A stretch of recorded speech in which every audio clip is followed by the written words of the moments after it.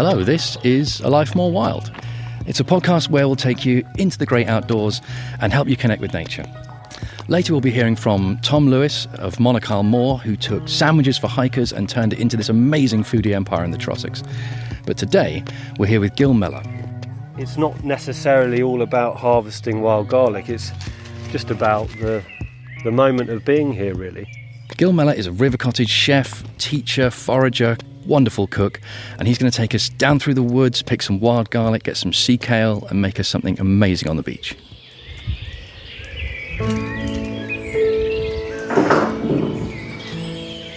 I'm just taking this basket off the shelf. It's full of stones from the beach, but I'm going to use it to pick some of the wild food that we find and pop it in here. That's the plan.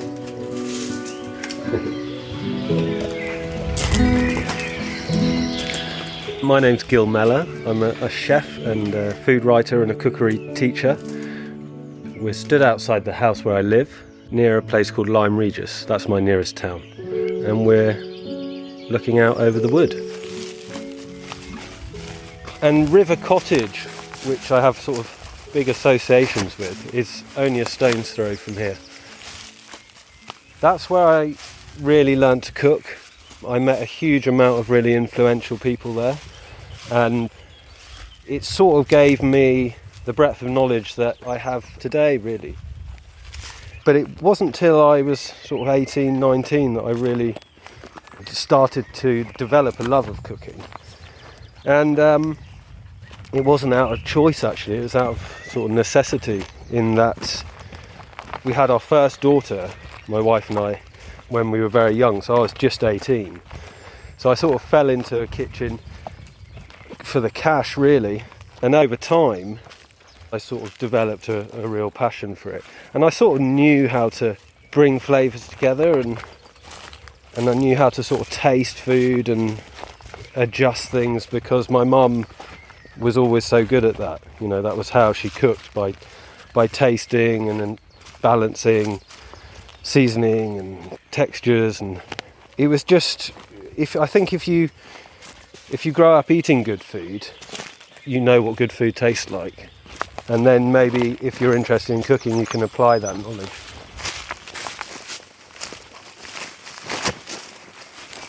So we've just walked down from the house into the woodland below. Once we're through the woodland, we can take the path down to the beach.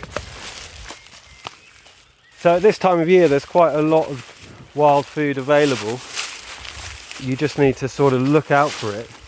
We're going to find some fairly recognisable plants. And the first one that a lot of people will be familiar with is wild garlic. And not too far from here, there's a really good patch of it. Wild garlic's very easy to identify. You can usually smell it before you see it.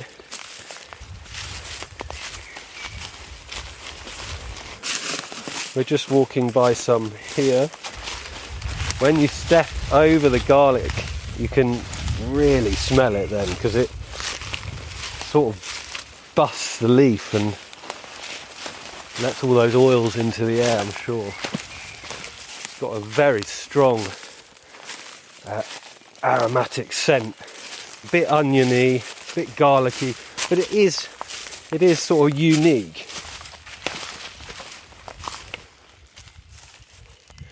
The leaf is sort of emerald green. It's very vibrant, but its shape is what gives it away. I suppose you could call it feather shaped or spear shaped. And we've got some flower buds on the end of these stalks. They're also sort of spear shaped or teardrop shaped. I'll pick one of those.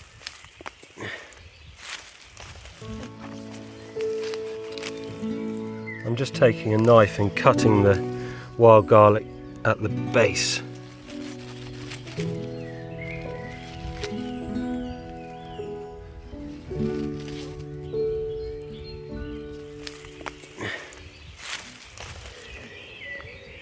It's lovely to spend 10-15 minutes just sitting here in the wood.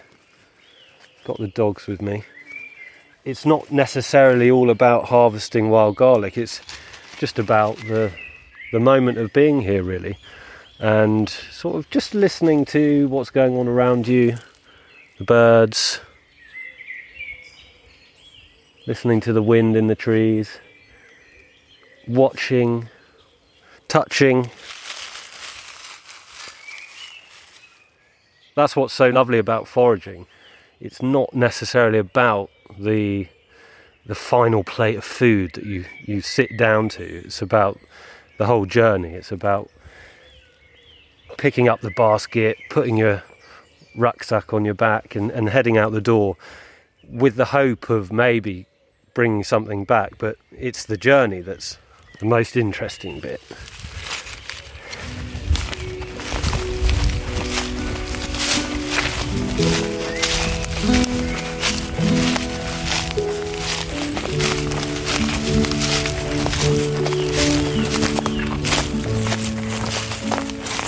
Tucked in down here, you see this purple flower here. That's a wood violet. This is edible. It's a very delicate purple petaled flower with some dark purple veins. It's a strange shaped flower, actually, sort of dragon-like almost. I've picked and garnished salads with these.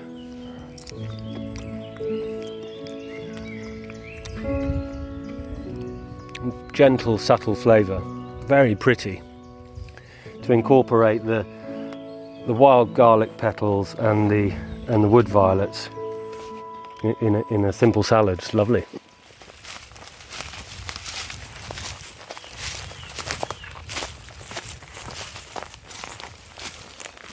It's the more common things that I enjoy picking. We've just walked by one now. The infamous stinging nettle. As you probably know, they're edible and they're very delicious. They're plentiful and they're completely free, and we should probably be eating a lot more nettles as a society, and you can do so much with them. They are a great alternative to our more familiar sort of cultivated greens. Chard, spinach, kale.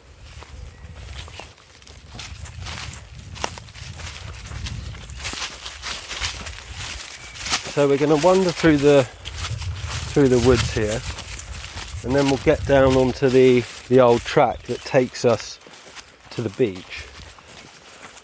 I have to scoot down under this fallen tree limb there. What's nice about this particular beach is that the access is quite limited, so there's only one or two ways to actually get there. Once you come out on the beach, it's usually empty anyway. Even though it's high summer, you might only see a handful of families down there.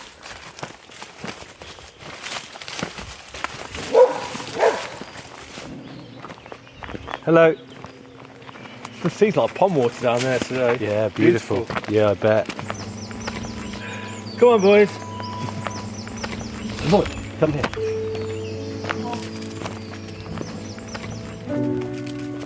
Right, so we're just about to come out on the beach now. This is the most magical bit. It seems like the path will go on forever, but then it opens up to this expanse, and oh my god, this is like, you're seeing it at its absolute best. So you've got this sort of arcing bay flanked by some quite steep woodland. The trees almost come right down to the shoreline in places, and what you've got are all these plants, and that is a plant called sea kale. Sea kale is one of my favourite wild plants to pick and cook and eat, so shall we go and have a look at it?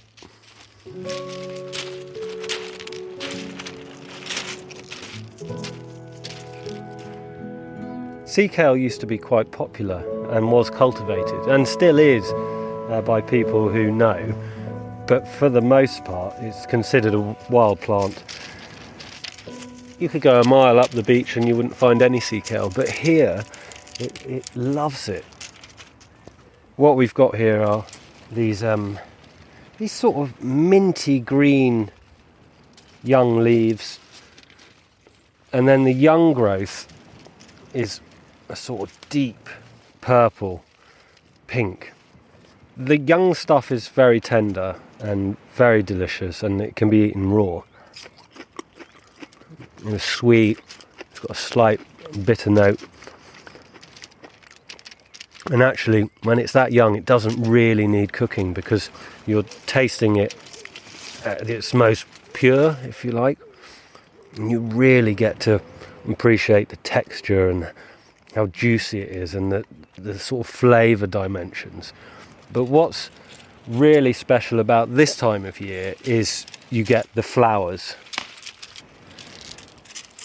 This is a head of sea kale in flower, and right there in the centre of this sort of rows of leaves is a broccoli spear, and it's only here for a matter of weeks. It's the flowering head of the sea kale, and it looks just like purple sprouting broccoli. This is the best bit to eat. It really is incredible. And this plant has quite a few flowering tips, and I'm just going to cut these little florets, these flowering tops of the sea kale, and we'll pop them in the basket and then take them over to the campfire spot that I have up the beach there, and we'll get a little fire going and taste them. So when you're picking any wild food, it's nice not to cut too much. Leave some for nature, leave some for wildlife. You just take what you need.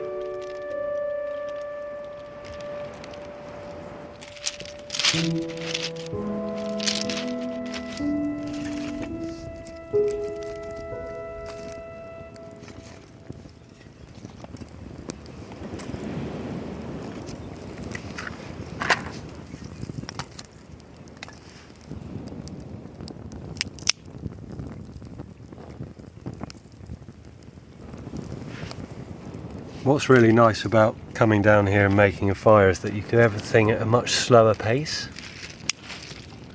You don't have to rush things. It's not really a place for rushing down here. And while that's burning, I'm going to pop down to the water's edge there and fill up my pan with seawater, because we're going to cook the sea kale in seawater.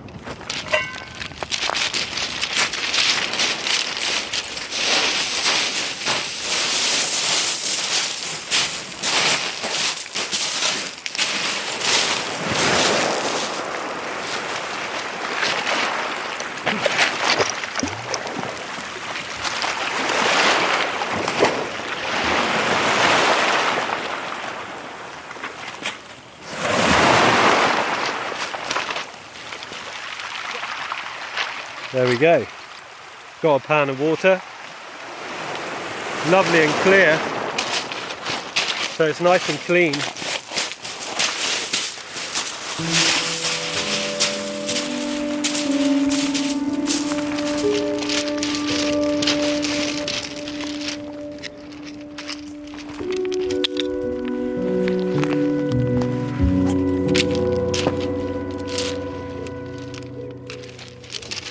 Just trying to balance the pan on 3 stones so it sits over the fire. I don't tend to bring grills down if I can help it.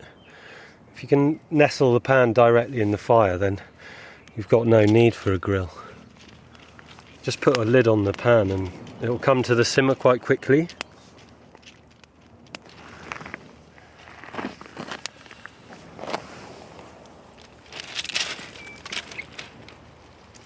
Okay, so this has come to the boil. I'm just going to lift the lid, pop the sea kale in, pop the lid back on.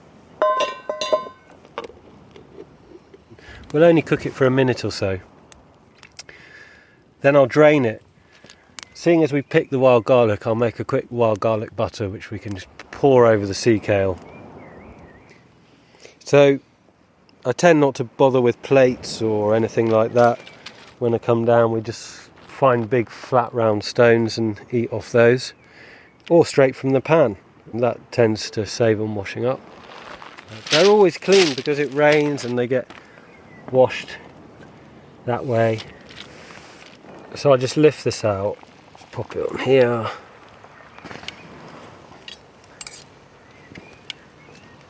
Just get rid of the water. Pop the pan back on the heat. And I did bring some butter, so we're going to scoop that out into the pan. Just let that melt and begin to sizzle. Going to take a handful of wild garlic.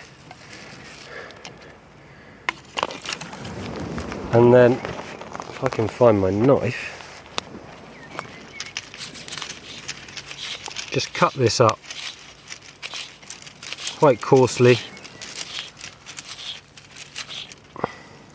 chuck it into the butter,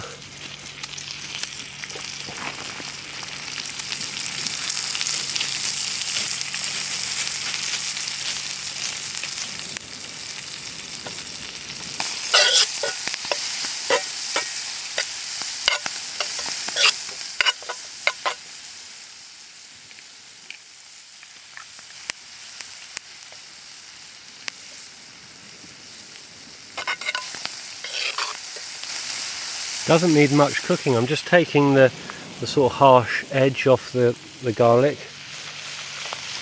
And there we go, very simple wild garlic butter. I'll just pour it over the sea kale. A little bit of black pepper because it really is good with the kale. That's it.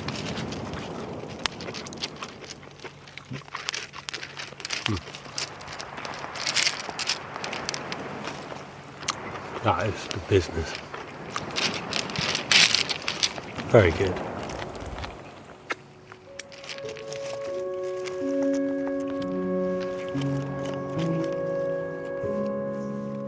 You see that little thing we just did? So simple. Two very readily identifiable wild food plants, cooked simply, but so delicious. That's what makes foraging special, and actually cooking outside. You know, you get to experience the way things sort of used to be done.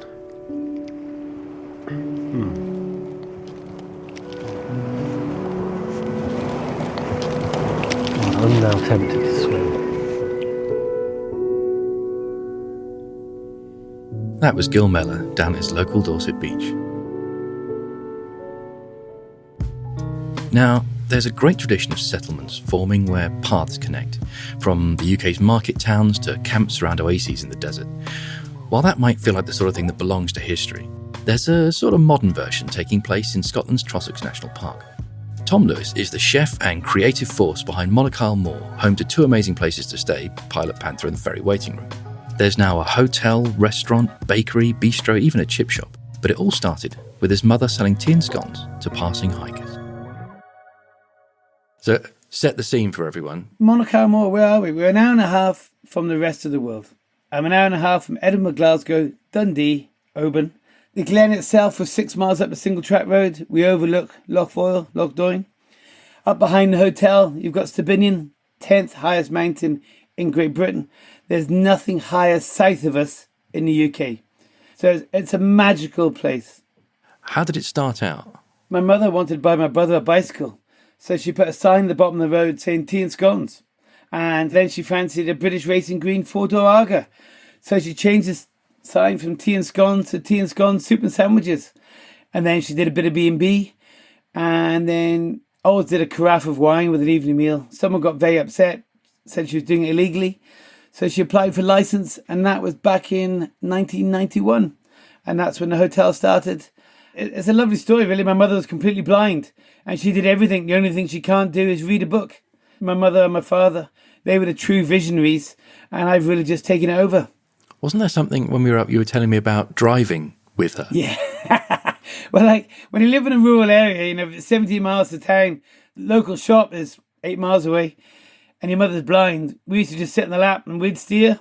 She did the pedals and gears until her legs were long enough. We used to say uphill, downhill, It was like, Amazing. She was an amazing woman. So then when do you come in? Where's your love of food come from? Where does your involvement start? I came back about 25 years ago, maybe just over. I was farming, traveling around the world. It didn't seem to be a future in that. So I learned to cook. Listened to two people on the radio one week. A guy called Nico Lardini's. He was on Desert Island Discs. And a famous Scottish chef who sadly just died this week was David Wilson. I heard them both speak on the radio with such passion. And I thought, right, I'll just learn to cook.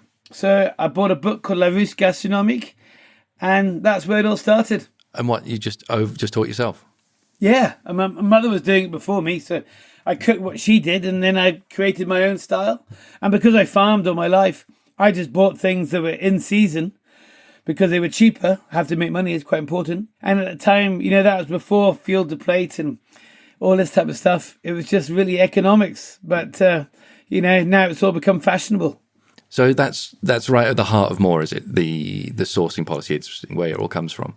It's all about the food and the wine, We have our own gardens here, but obviously we can't produce enough. So the organic fruit and vegetables that come from 17 miles away, Tom Nahar, who are amazing, we tell them, we'll take all the ugly bits, because if you think most people buy vegetables when they're not cooked, so they want them to look pretty. But we can take the bits that are a bit ugly, or the tops off the broad beans, or, when the rocket flowers, we'll use the flowers. We just say, send me when it's good, and we'll make something with it. So it is a really important part of everything we do.